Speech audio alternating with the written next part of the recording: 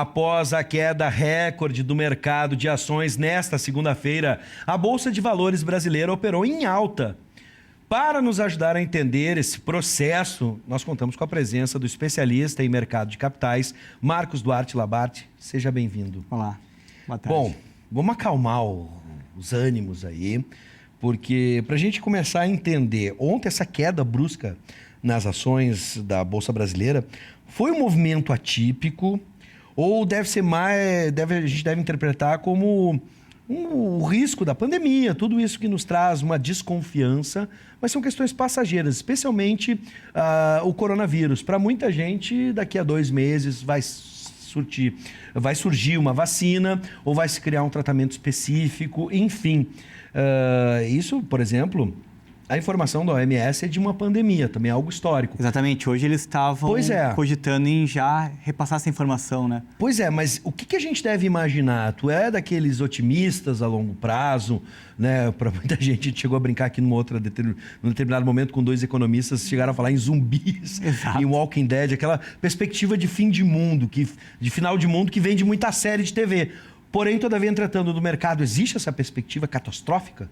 É que nesses momentos de extremos, tanto na parte positiva quanto atualmente na parte negativa, a gente sempre está olhando pelo cenário mais negativo, os extremos.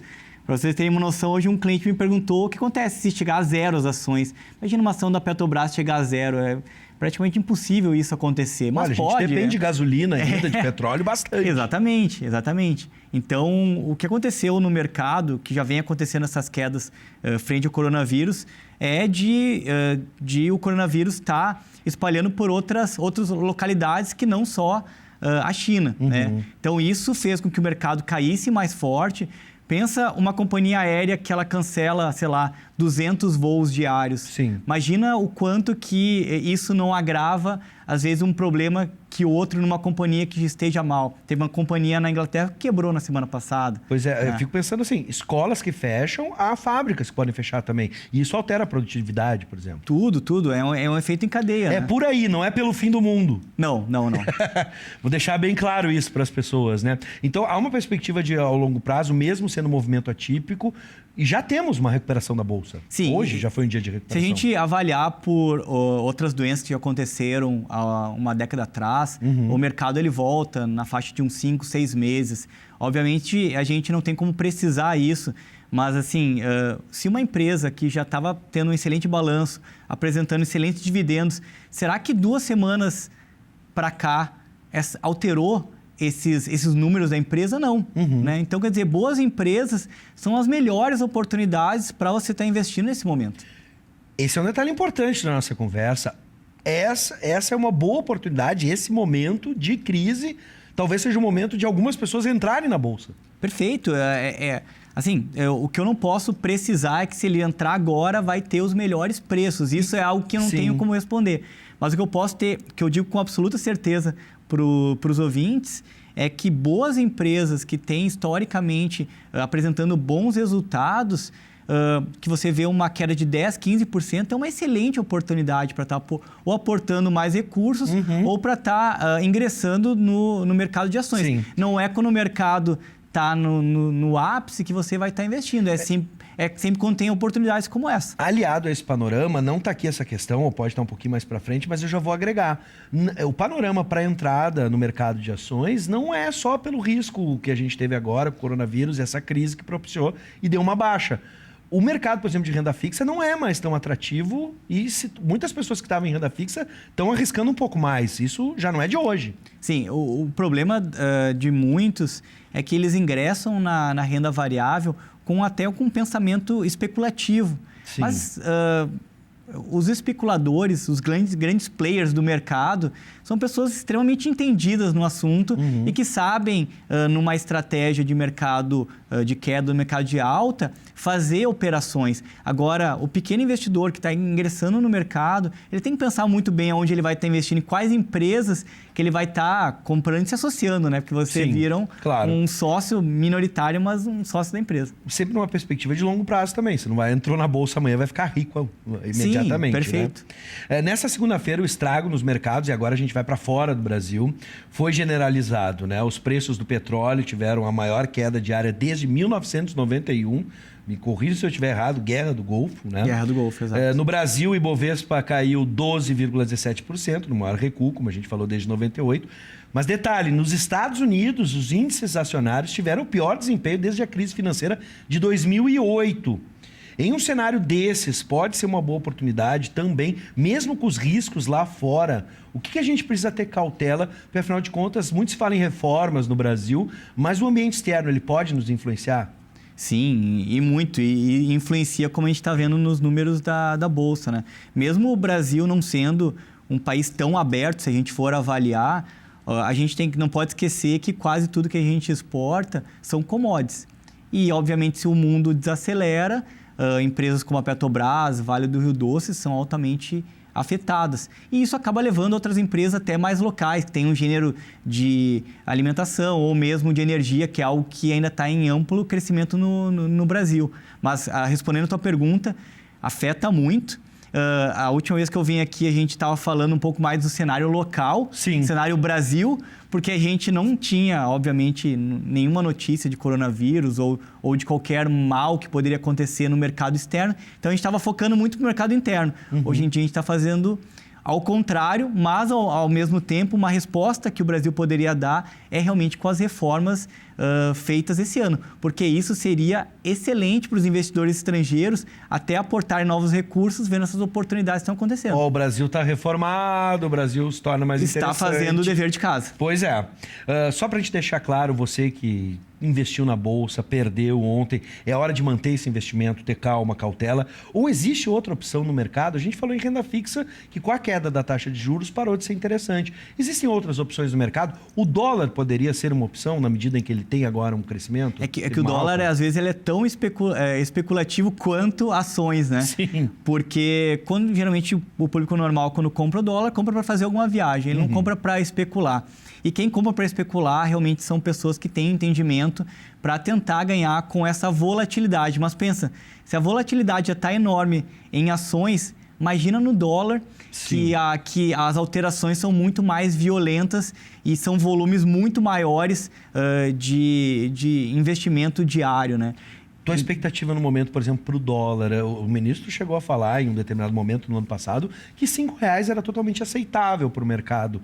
De fato, as pessoas estão fazendo uma tempestade em copo d'água, o dólar alto ele tem seus lados bons e ruins. Para nós, o que tu acha que é melhor? Não, é que o dólar é a moeda forte. Então, quando acontece algo como está acontecendo atualmente na economia mundial, para onde os grandes investidores correm? Eles correm para as moedas fortes. Tanto que as aplicações dos fundos da dívida norte-americana, como é o título do Tesouro aqui no Brasil, eles estão a zero. Então, quer dizer, quem investe em determinado título do governo americano para 10 anos, ele investe praticamente a um ganho zero, só que eles preferem botar esse valor lá pela segurança. Então, no momento, por que essas quedas são violentas? Porque o mercado ele não sabe para onde vai, o mercado não sabe o que pode afetar a economia nos próximos meses, então ele prefere ir para a segurança, para olhar, acompanhar e depois começar a tomar decisões. Sim. Né? No caso aqui, intervenções como o Banco Central teve em um determinado momento para segurar o dólar, os governos podem atuar de forma coordenada para reduzir alguns desses impactos do coronavírus? Sim, o governo brasileiro entrou, né, desde ontem, vendeu 3 bi de dólares ontem, vendeu mais 3 bi hoje. Só que todos perguntam, por que o governo não põe um valor maior? Por que ele não põe 30 bi numa vez só? Porque se ele fizesse isso, ele estaria alertando o mercado, né, que algo pior pode vir a acontecer. Sim. Então, ele faz operações pontuais para tentar não fazer com que o dólar caia, mas para trazer um certo equilíbrio para esse momento que realmente talvez seja um momento único, que daqui a alguns anos aí vai ser para os livros de histórias, né? Tanto a parte do coronavírus quanto essa batalha entre a Arábia Saudita e a Rússia, né? Eu vou entrar nesse ponto exatamente agora. Parece que a gente ensaiou a entrevista, mas não é assim que funciona. Pegando esse gancho, tá? Hoje eu já reparei postos aqui de Canoas, na BR-116, que reduziram o preço de ontem para hoje. Tá? Já tem uma redução no preço da gasolina aqui em Canoas. O que é esse quadro? Ele pode trazer mais incertezas ainda para a gente, pode prejudicar a Petrobras ainda mais, uma empresa muito importante para a nossa economia. Que efeito essa questão dessa guerra entre Arábia e Rússia pode trazer num impacto imediato, positivo ou negativo? Sim, bom, positivo para alguma... Tem uma empresa chamada Login, que é uma grande empresa de navios aqui no Brasil. Para ter uma noção, ontem ela comprou um estoque gigantesco, porque ela viu que está mais barato ela abastecer os seus navios. Mas para nós, às vezes, não chega na bomba. Até o presidente Bolsonaro falou isso, porque a Petrobras ela reduz nas refinarias, mas às vezes não é repassado isso na bomba. É repassada quando tem, obviamente, a concorrência entre um posto e o outro, que acaba reduzindo. Para fechar, hoje, por exemplo, as taxas de juros estão mais baixas na maioria das economias do mundo, incluindo a americana. Né? Vamos botar... Que é praticamente zero. Né? Pois é, praticamente zero. Aqui a gente chegou num patamar histórico também. Enfim, o que o mercado pode esperar dessa questão, né? Já que deixando pouco espaço para que a política monetária traga algum estímulo para o PIB. A gente viu os resultados do PIB, também não foram ainda tão animadores, uma recuperação muito lenta. O que a gente pode esperar do mercado a partir de agora com taxas de juros tão baixas? A taxa de juros atual é algo que a gente nunca viu antes no Brasil, né? E não tende a mudar, não tende a fazer nenhuma mudança, o Banco Central já falou isso, as reuniões do cupom também disseram isso, porque enquanto não tiver uma melhora da economia, a inflação não vai vir e não tem por que aumentar a taxa de juros. Então, talvez esse ano a gente veja essa taxa de juros, isso obviamente tem um reflexo positivo na parte de compra de imóveis, na parte de quem está querendo fazer algum financiamento da casa própria. E na parte negativa, obviamente, a gente vê que a inflação não subindo, o consumo também pode não estar subindo e, às vezes, a taxa de juros baixa também não é tão interessante. Por incrível que pareça, né? Chegou o momento da gente dizer que a inflação muito baixa, assim, pode ser um indício de algo extremamente ruim. Na medida que não há consumo, a economia não está girando. Exatamente. Se não há consumo, não há um aumento nos preços e isso impacta também até nos balanços das empresas, né? Bom, eu venho de uma geração que a inflação era algo sempre catastrófico para a gente. E hoje a gente consegue ver numa outra perspectiva.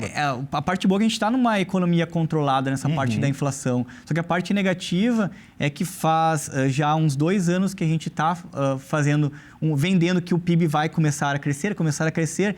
Esse ano quase todos os bancos também indicaram, mas enfim, basta 2 semanas de mercado altamente negativo para mudar totalmente a ótica do que pode ser o cenário do ano, não só aqui no Brasil, como no restante do mundo, né? Bom, fortes emoções para os próximos capítulos da economia mundial, não só nacional, mas de certa forma eu te agradeço pelas informações, mas também pelo ufa. Calma, gente. Não é o fim do mundo, tá bom? Marcos Duarte Labarte, especialista em mercados de capitais. Seja sempre bem-vindo. Muito obrigado por atender mais uma vez o nosso convite. Até a próxima.